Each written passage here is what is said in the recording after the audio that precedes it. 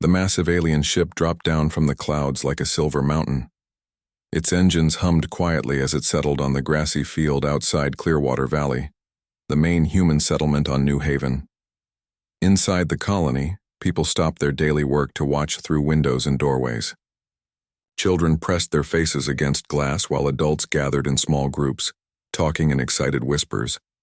Jake Martinez wiped his hands on a towel and stepped out of the administration building. As the colony's leader, he had been expecting this visit for weeks. The message had come through their deep space communication array 3 months ago. The Galactic Federation wanted to meet humanity and possibly invite Earth's colonies to join their alliance of peaceful worlds.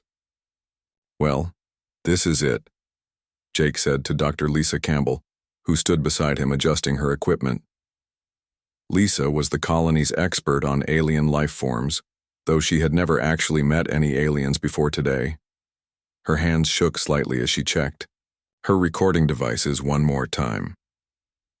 The alien ship's main door opened with a soft hiss. A ramp extended to the ground, and 12 very different beings walked down it. Jake had seen pictures in the Federation's initial message, but seeing them in person was something else entirely. The leader was tall and thin with blue-gray skin that seemed to shimmer in the afternoon light. His name was Ambassador Zex Thule, and he represented the Vorthon Empire. Behind him came creatures that looked like walking crystals, others covered in thick fur, and some that seemed to float rather than walk.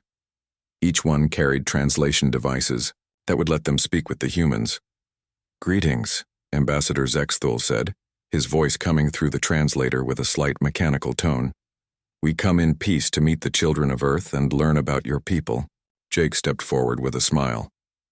"Welcome to New Haven. We're honored to have you here." The first 3 days went better than anyone had hoped. The aliens were curious about human culture, and the humans were fascinated by stories of the galaxy beyond their small world. They shared meals, though the aliens had to bring their own food since human cuisine was too strange for most of their digestive systems. Dr. Campbell spent hours with the alien scientists, comparing notes about different life forms across the galaxy. The Federation had discovered thousands of species, she learned, though only about 200 were intelligent enough to join their alliance. The alien security chief, a large creature called Krathmore, was impressed by the human colony's peaceful organization. His people, the Hegonians, were warriors by nature, but they respected the humans' ability to build a thriving settlement without weapons or military structures. On the third evening, as the twin suns of New Haven began to set, Jake invited the aliens to join the colonists for their weekly community dinner. Long tables were set up in the town square, and families brought dishes to share. The alien visitors were given places of honor at the main table. "Your people seem very happy," observed Yiltara, the Federation's communications officer. She was small and delicate-looking with large eyes that reminded the humans of an owl. "We have studied many species, but few show such contentment. We work hard, but we take care of each other," Jake replied. "That's what makes a good community." As the meal continued, human children grew bolder and approached the alien guests with questions. The aliens seemed charmed by the youngsters' curiosity and lack of fear.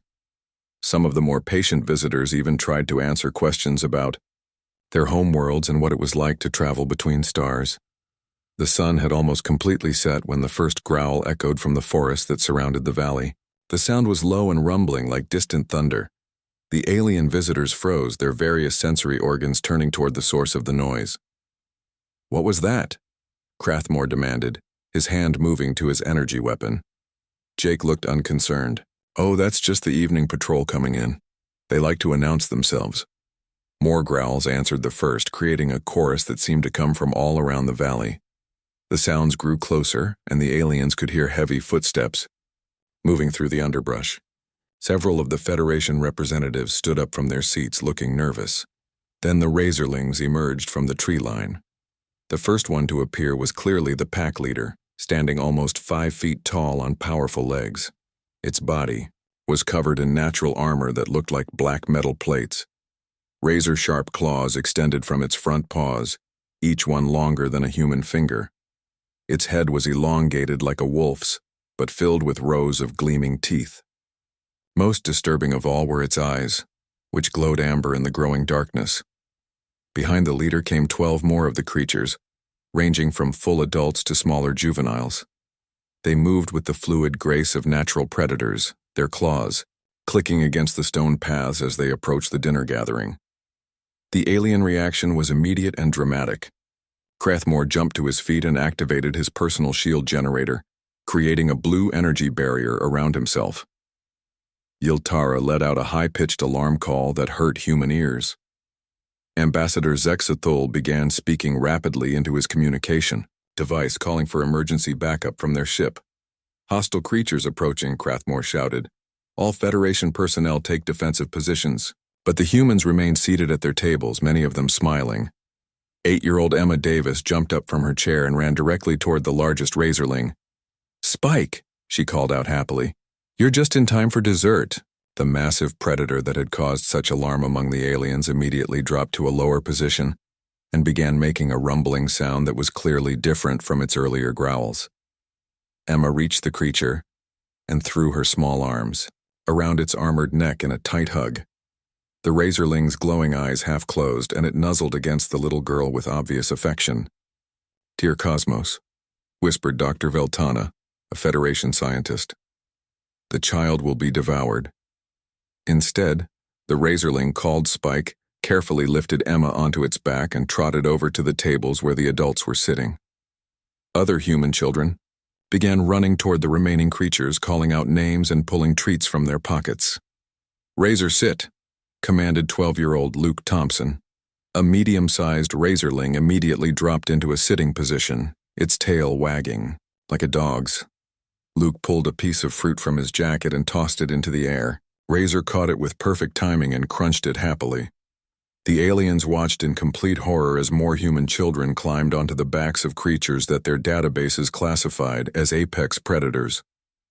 Adults approached the razorlings as, well, scratching behind their ears and checking their claws for any signs of injury or infection. Dr. Campbell walked calmly over to a female razorling with 3 cubs following close behind. She knelt down and made soft cooing sounds, which the creatures responded to by purring so deeply that the vibrations could be felt through the ground. "These are our friends," Jake explained to the stunned alien delegation. "They've been living with us since we first arrived on New Haven 5 years ago. They help us with security, farming, and construction work. In return, we provide them with medical care and supplemental food during the dry seasons." Ambassador Zexthul's translator seemed to be malfunctioning. He kept making clicking sounds that the device couldn't interpret. Finally, he managed to speak. "Those are Class 5 predators," he said weakly. "Our military considers them extremely dangerous. How is this possible?" Lisa Campbell looked up from where she was examining one of the razorling cubs. "Dangerous? These guys? They're basically oversized puppies. Sure, they look fierce, but they're incredibly gentle and social. They've never hurt any of us." As if to prove her point, 3-year-old Mia Parker wandered over to the largest razorling and promptly sat down between its front paws.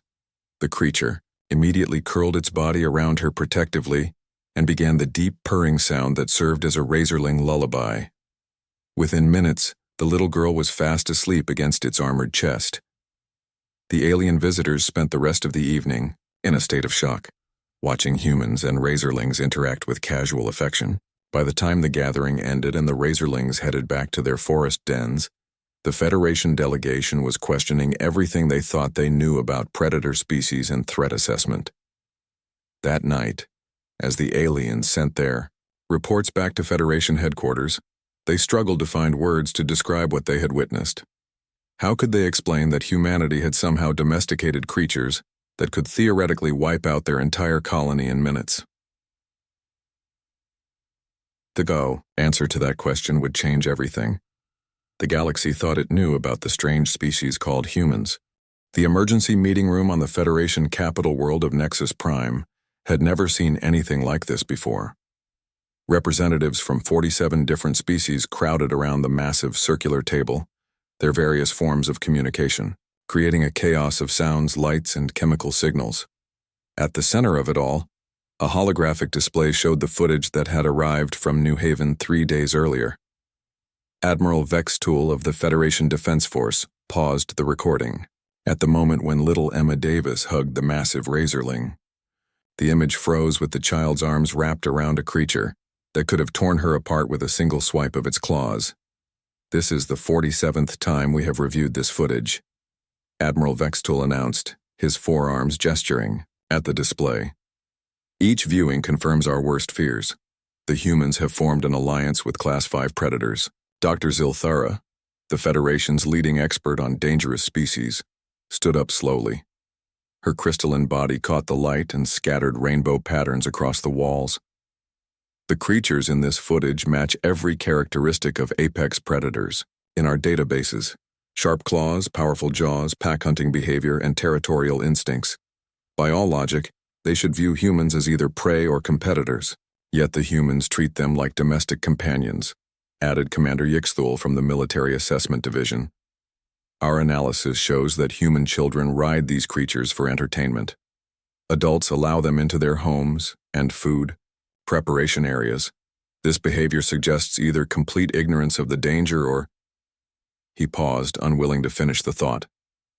"Or what, Commander?" asked Dr. Morgul, the Federation's chief psychologist. "Or the humans have capabilities we have never encountered before. Capabilities that allow them to dominate species that should be their natural enemies." The room fell silent, except for the quiet humming of the Vorthan delegates and the clicking sounds that passed for nervous laughter among the crystalline representatives.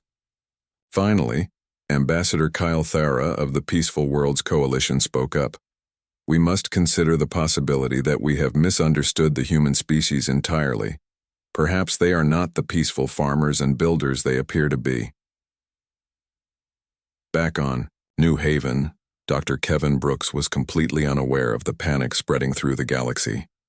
He sat on his front porch, watching his research partner Dr. Amy Sullivan play fetch with a young razorling named Chomper. Amy threw a stick across the yard and Chomper bounded after it with enthusiasm, his tail wagging so hard his entire body shook.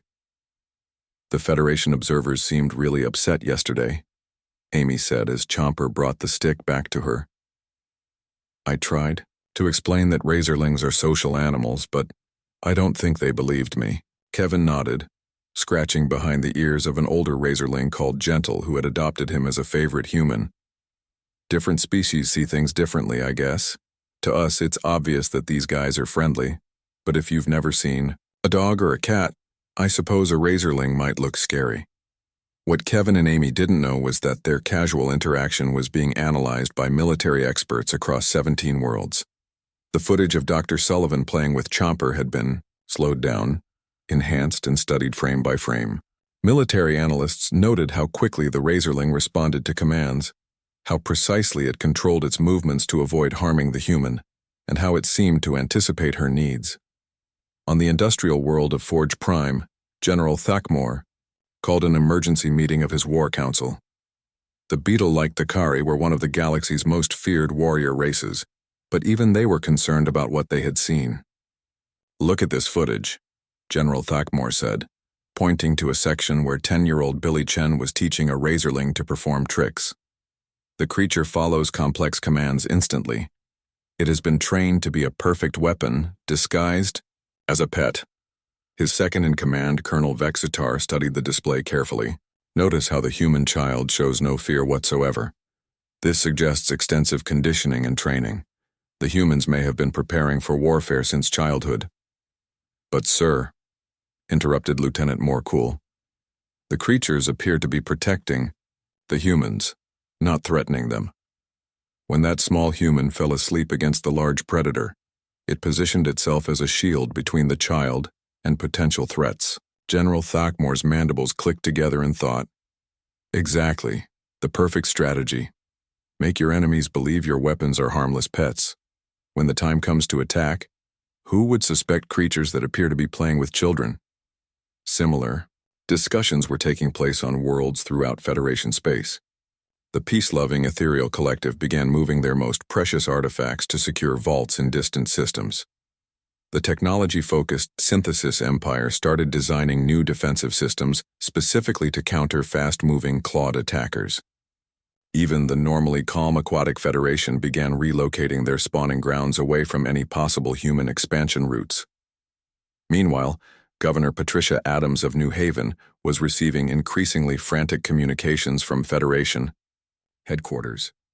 She sat in her office with Defense Coordinator Ryan Foster, trying to understand what had gone wrong with First Contact. "They want us to do what?" Patricia asked, staring at the latest message. Ryan read from his tablet. "Immediate containment of all Class 5 predators within a secure perimeter. Suspension of human-predator interaction protocols, and preparation for a full military assessment team to evaluate the threat level." Patricia rubbed her temples. Through her office window, she could see her neighbor's daughter Carol playing in the yard with two young razorlings. The creatures were carefully using their claws to dig holes for the flower seeds Carol wanted to plant. When she dropped a seed, one of the razorlings would gently pick it up and place it in her palm. "They think we're training weapons," Patricia said slowly. "They don't understand that we're just friends."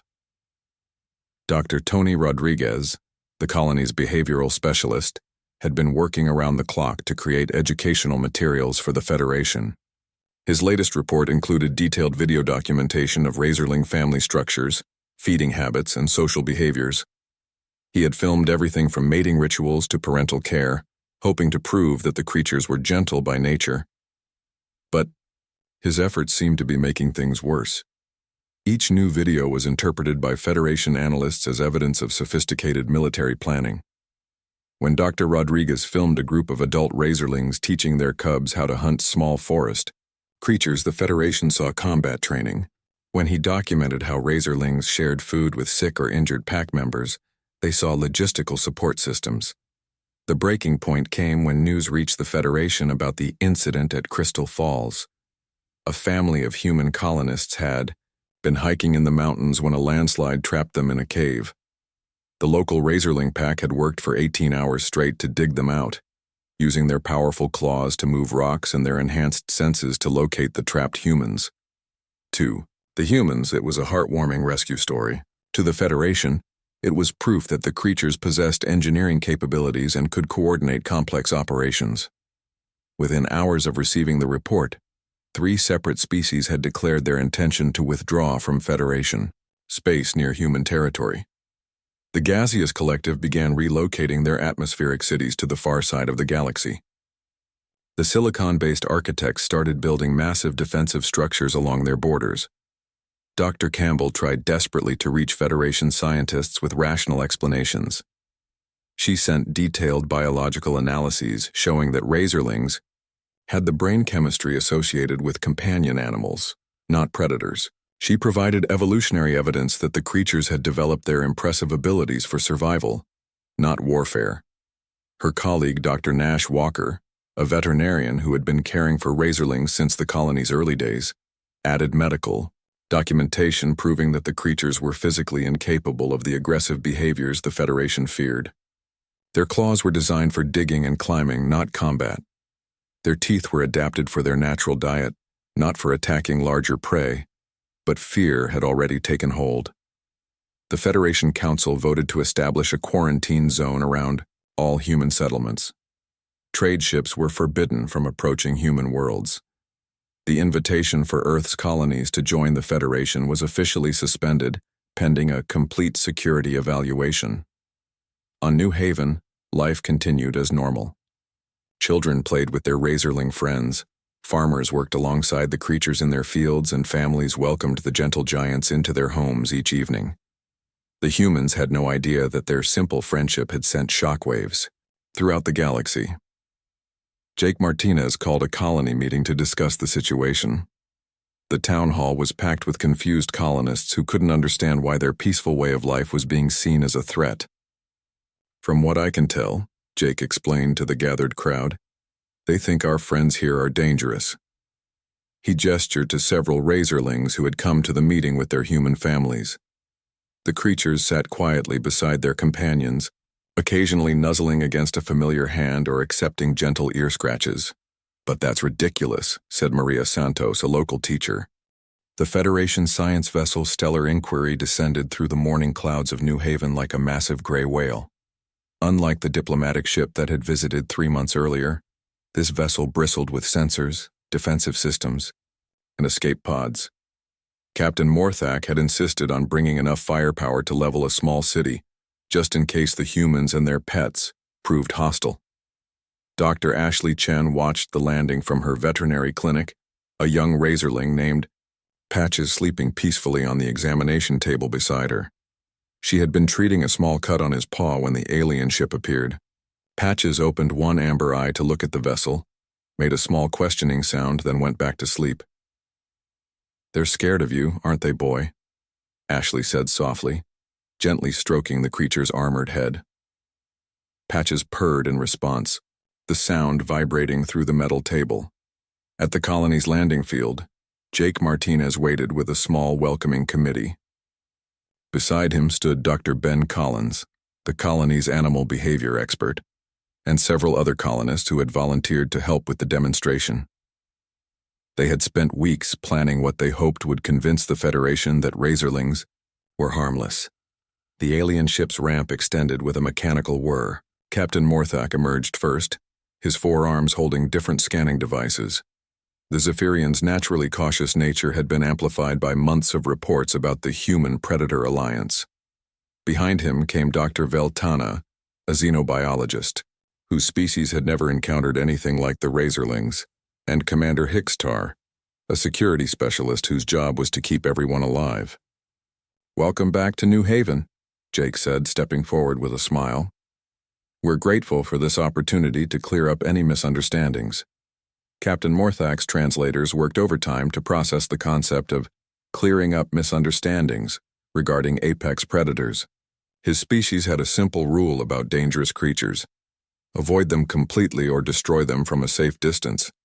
The idea of living alongside them was beyond his comprehension. "We have established a secure observation area," Commander Hickstar announced, gesturing toward a hastily constructed barrier made of energy shields and reinforced materials. "All interactions must take place within the designated safety zone." Dr. Collins exchanged a glance with Jake. The safety zone was barely large enough for a few humans, let alone the 20 razorlings they had planned to bring for the demonstration.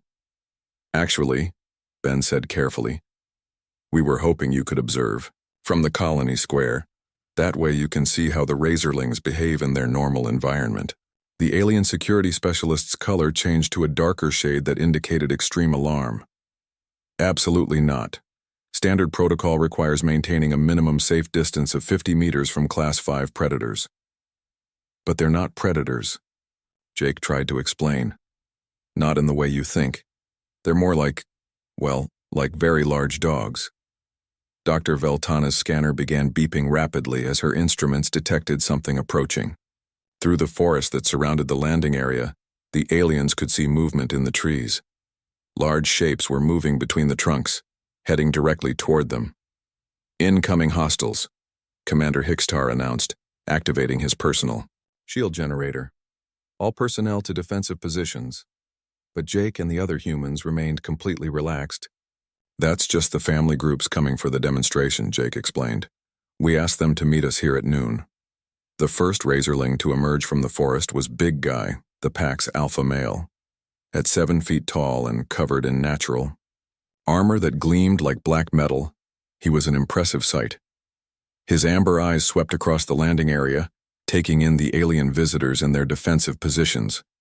For a moment, he simply stood there, evaluating the situation. The aliens held their breath. Every instinct screamed at them to run or fight. Big Guy was larger than any predator in their databases, and his casual confidence suggested he feared nothing. Then 8-year-old Emma Davis came running across the field. "Big Guy," she called out happily. "You made it!" The massive razorling immediately dropped to a lower position, his fearsome appearance melting away as his tail began wagging furiously. Emma reached him and threw her arms around his neck in a tight hug. Big Guy carefully nuzzled against her, making soft rumbling sounds of greeting. Behind Big Guy, 19 more razorlings emerged from the forest.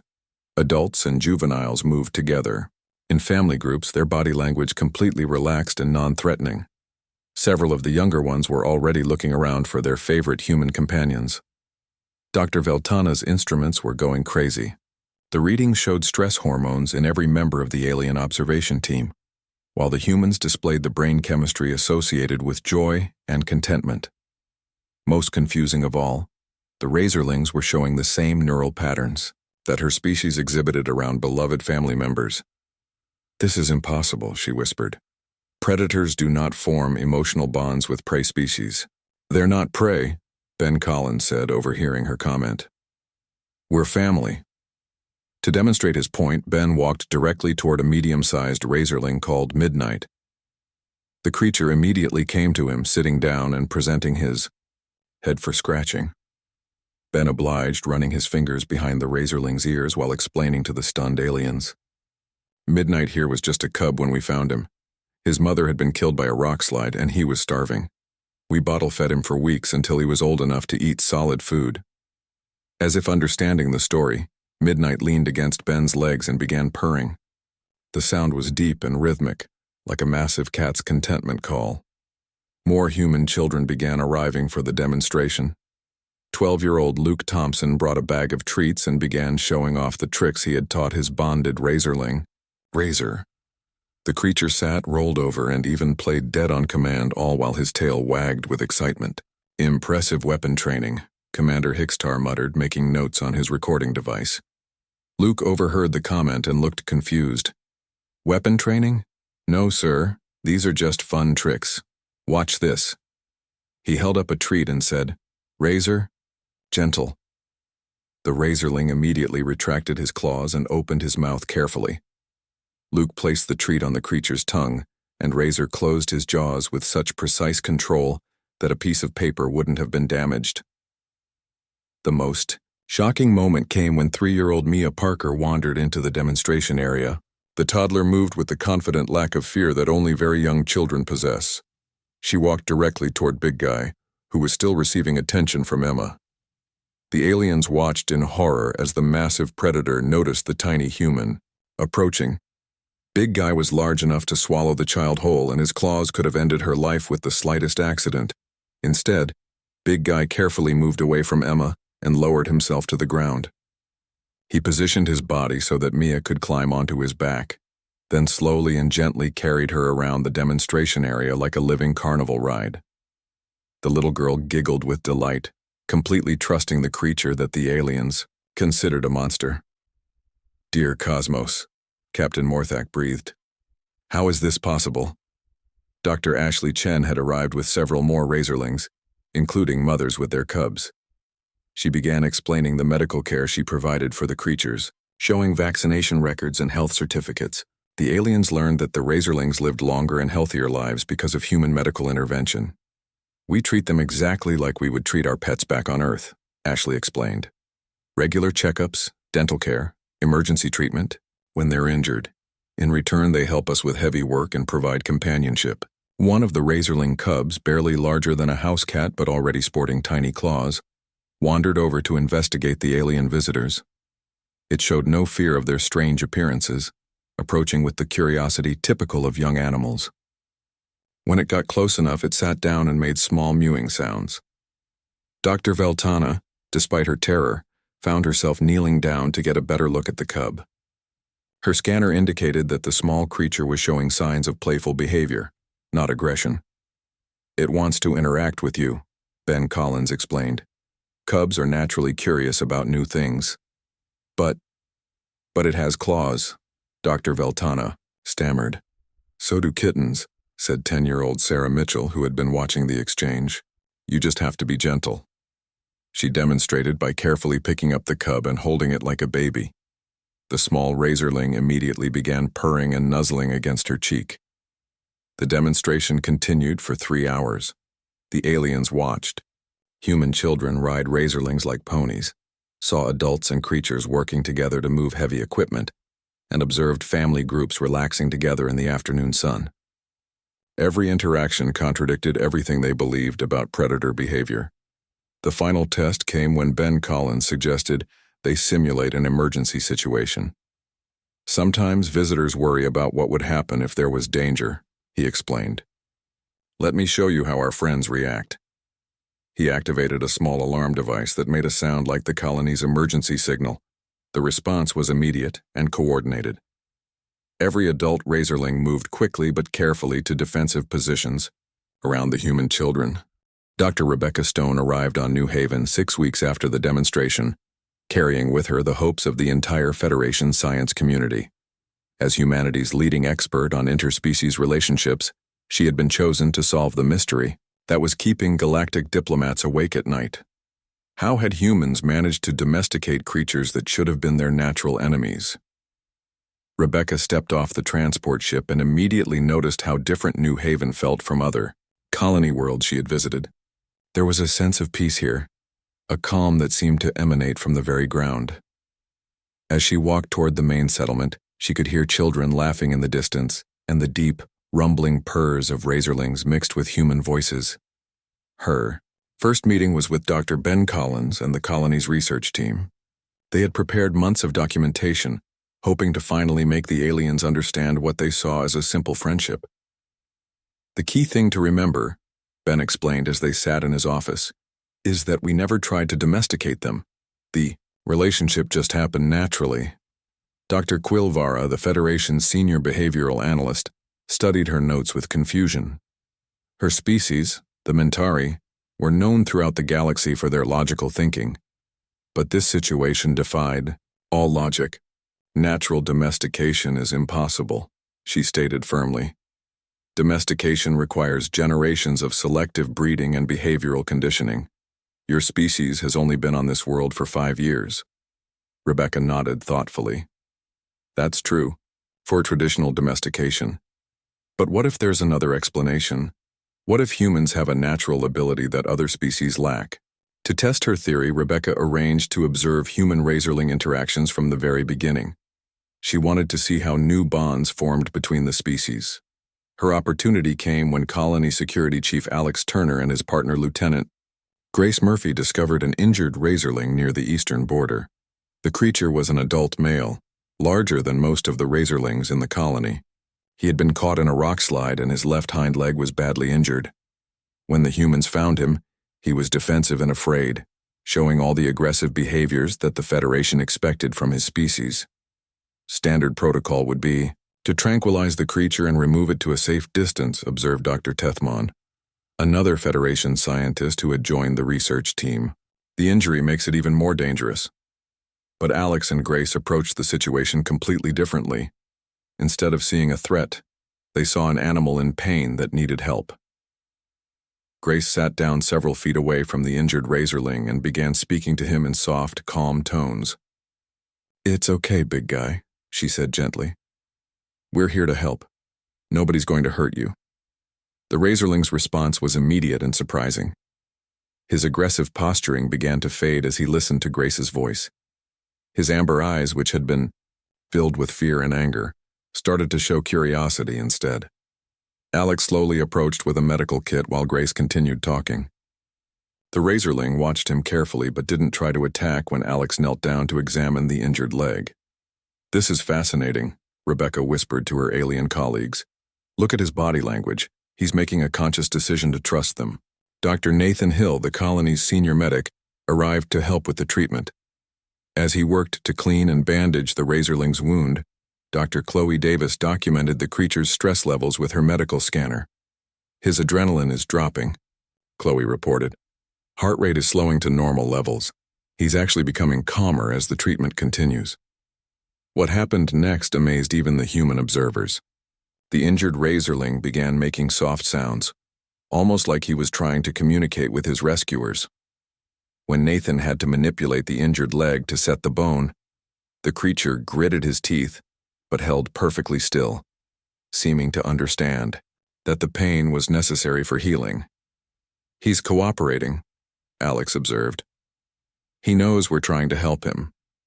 Over the following days, Rebecca and her team observed the recovery process. The injured razorling, whom the humans had named Lucky, began showing clear signs of attachment to his caregivers. When Grace visited to change his bandages, Lucky would purr softly and try to nuzzle her hand. When Alex brought food, the creature would eat directly from his hands. This contradicts everything we know about predator psychology, Dr. Quilvara admitted. Injured predators should become more aggressive, not more trusting. Rebecca was beginning to understand something that had eluded the Federation's scientists. It's not about predator psychology, she explained. It's about social psychology. Humans are naturally social creatures. We instinctively look for family connections, even with other species. To prove her point, Rebecca arranged for Dr. Marcus Webb, the colony's anthropologist, to explain human social development to the alien researchers. Marcus had studied how humans formed communities and relationships throughout their history. Humans have always lived in groups, Marcus explained. We survived not by being the strongest or fastest, but by working together. This cooperation extended beyond our own species. We domesticated dogs, horses, cats, and dozens of other animals by recognizing their social potential. Dr. Tethman studied the historical data that Marcus provided. But these animals were already social species. Razorlings are solitary hunters according to our initial classifications. That's where you made your mistake, said Dr. Tyler Anderson, a behavioral scientist who had been studying razorling society since the colony's founding. Razorlings aren't solitary at all. They live in complex family groups with sophisticated social structures. You classified them as predators because of their appearance, but you never studied their behavior. To demonstrate, Tyler took the research team to observe a wild razorling pack that lived in the mountains above the colony. These creatures had minimal contact with humans but could be watched from a distance. What the aliens saw challenged every assumption they had made. The wild razorlings lived in family units of 8 to 12 individuals. Parents cared for their young for several years, teaching them not just hunting skills, but social behaviors. The creatures shared food, groomed each other, and worked together to build sophisticated dens. When one member of the pack was injured or sick, the others would bring food and provide comfort. They're not predators, Rebecca realized as she watched a group of adult razorlings playing with their cubs. They're social mammals with strong family bonds. Humans recognize this immediately because we have the same basic social needs. Dr. Stone's breakthrough came when she studied the brain chemistry of both species during their interactions. Working with Dr. Carol Johnson, a neurologist who had joined the colony specifically to study human razorling bonds, she discovered something remarkable. Both species release the same chemicals during social bonding, Carol explained as she showed brain scans to the fascinated alien researchers. Oxytocin in humans, and a very similar compound in razorlings. When they interact, both species experience the same feelings of attachment and trust. The research revealed that humans possessed a unique combination of traits that other species lacked. They could recognize social behavior patterns across species barriers. They responded to nonverbal communication cues that others missed, and most importantly, they were willing to take emotional risks to form new relationships. Humans see past the scary appearance to the underlying personality, Rebecca explained to Dr. Quilvara. Where you see claws and teeth, they see playfulness and loyalty. Where you see a predator, they see a potential friend. The most convincing evidence came when Lucky, the injured razorling, was finally ready to return to the wild. The creature had formed such a strong bond with his human caregivers that he refused to leave. When Grace tried to lead him back to the forest, Lucky would walk a few steps and then return to her side. He's chosen to stay, Grace explained to the researchers. He's decided that we're his family now. The alien scientists watched in amazement as Lucky integrated into the colony's community of human-bonded razorlings. He learned the same behaviors as the others, understanding that he needed to be gentle around children and helpful around adults. Within weeks, he was indistinguishable from razorlings who had been with humans since cubhood. Dr. Rebecca Stone's final report revolutionized Federation understanding of interspecies relationships. She coined the term empathic adoption to describe humanity's unique ability to form family bonds across species lines. Humans don't just domesticate animals, she wrote. They adopt them as family members. This process is bidirectional, with both species changing to accommodate each other. The result is not domination but true partnership. Her colleague Dr. Kilthara from the Zephyrian Science Institute added her own observations. The humans have demonstrated that intelligence and social connection can overcome biological programming. They have essentially evolved beyond the predator-prey paradigm that governs most life in the galaxy. The research team's work led to a complete reclassification of both humans and razorlings in Federation databases. More importantly, it opened up entirely new fields of study in interspecies psychology and social development. As Rebecca prepared to leave New Haven, she reflected on what she had learned. The humans hadn't conquered the razorlings through superior technology or military might. The final diplomatic conference on New Haven was unlike anything the galaxy had ever seen. Representatives from 63 Federation species gathered in the colony's largest meeting hall, which had been specially expanded for the occasion. What made this conference unique was not just the number of delegates, but the unusual guests who would be joining them. 24 razorlings sat calmly beside their human partners throughout the hall. The sight that would have caused panic 6 months ago now seemed almost normal to the alien visitors who had been studying on New Haven for weeks. Children like Emma Davis and Luke Thompson sat cross-legged next to their bonded razorlings, reading books while the adults conducted their formal business. Maria Santos, who had been elected as New Haven's new colonial president, stood at the main podium. Behind her, a massive display screen showed images from the past year. Humans and razorlings working together in fields, playing in parks, and sleeping peacefully in homes throughout the colony. 6 months ago, you came here expecting to find a military alliance, Maria began, her voice carrying clearly through the hall's translation systems. Instead, you discovered something the galaxy had never seen before. 2 completely different species choosing to become family. Ambassador Tulvex of the Vorthan Empire, who had led the investigation from the beginning, nodded slowly. The past months of research had changed everything he thought he knew about interspecies relationships. His own species had achieved peace with their neighbors through careful treaties and mutual respect. But they had never achieved the deep, emotional bonds he witnessed daily on New Haven. In the front row, Dr. Rebecca Stone sat with her research team, their months of work finally ready to be shared with the galaxy. Beside her, Dr. Quilvara held a datapad containing conclusions that would revolutionize Federation science. The Mentari scientist had spent weeks studying human psychology and had reached startling discoveries about the nature of intelligence itself. Our research has shown, Dr. Stone announced when called to speak, that humans possess a form of social intelligence that allows them to recognize emotional patterns across species barriers. They can see personality traits, family bonds, and individual characteristics that other species miss entirely. To demonstrate this ability, she had arranged a special presentation. Dan Rivera, the colony's safety coordinator, entered the hall, with 3 razorlings that the alien delegates had never seen before.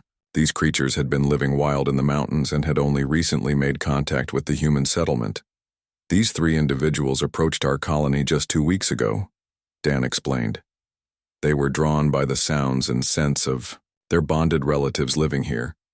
Watch how humans interact with completely unknown razorlings. 8-year-old Tommy Clark, who had volunteered for the demonstration, walked calmly toward the largest of the 3 newcomers. This razorling was clearly nervous, his amber eyes darting around the room full of strange aliens. His claws were partially extended, and his posture showed the wariness of a wild animal in an unfamiliar situation. Tommy stopped several feet away and sat down on the floor. He didn't try to approach the creature or make sudden movements. Instead, he began talking in the same soft, gentle voice that all the human children used with their razorling friends. "Hello there," Tommy said quietly. "I'm Tommy. Are you looking for friends? We have lots of friends here." The change in the wild razorling was visible to everyone in the hall. His defensive posture began to relax as he listened to the child's voice. His claws retracted and his breathing slowed to a calmer rhythm. After several minutes, he took a cautious step toward Tommy. "He's making the choice to trust," Dr. Stone explained to the fascinated alien observers. "No human is forcing This interaction, the Razorling is deciding for himself that this small human represents safety and friendship. Within 20 minutes, the wild Razorling was sitting beside Tommy, allowing the boy to gently scratch behind his ears. The creature's purring filled the hall with its deep, comforting sound. Dr. Carol Johnson, who had been studying the neurological aspects of human Razorling bonds, presented her findings to the conference. Both species experience the same chemical responses during bonding, she explained, showing brain scans on the main display. Humans release oxytocin, often called the love hormone. Razorlings produce a nearly identical compound. When they interact, both species literally feel happiness and affection. Commander Hickstar, who had initially recommended treating humans as a potential military threat, stood to address the assembly. Our security analysis has concluded that the human-Razorling bond represents no danger to Federation species. If anything, it demonstrates a level of peaceful coexistence that we should study and admire. The breakthrough moment came when President Santos announced the colony's formal request to join the Federation. But her proposal was unlike any membership application in galactic history. "We request membership for both species," she declared. "Humans and Razorlings as equal partners in the galactic community." The hall fell silent. In over 3,000 years of Federation history, no non-sapient species had ever been granted membership.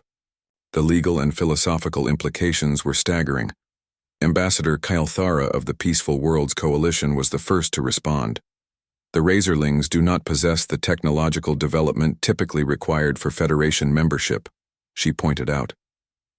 "They have no written language, no space travel capabilities, no formal government structures." "That's true," agreed Dr. Tyler Anderson, who had studied Razorling society extensively. "But they possess something else: deep emotional intelligence and the ability to form bonds that transcend species boundaries. They've taught us that intelligence comes in many forms." Dr. Ben Collins joined the discussion with observations from his behavioral studies. Razorlings demonstrate problem-solving abilities, complex social structures, and emotional depth that rivals many Federation species. They simply express these traits differently than we're used to seeing.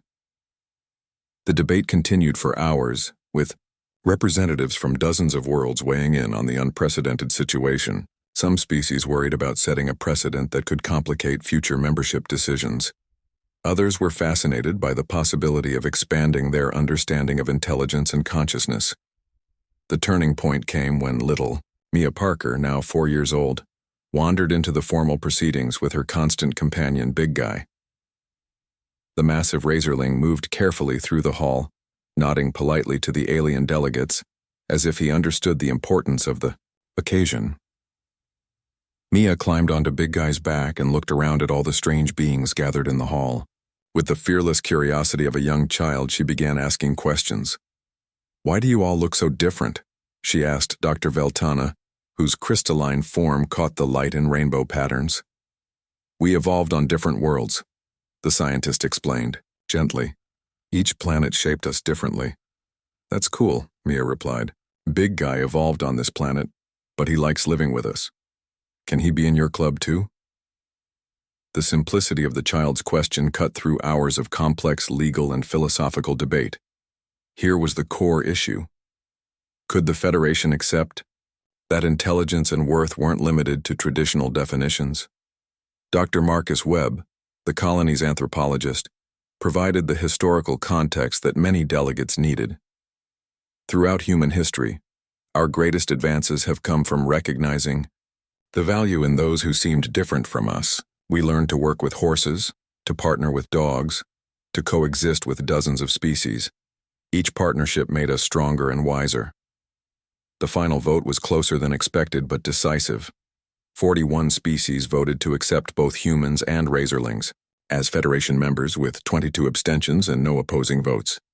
It was the first time in Federation history that a membership vote had been unanimous among those who chose to vote.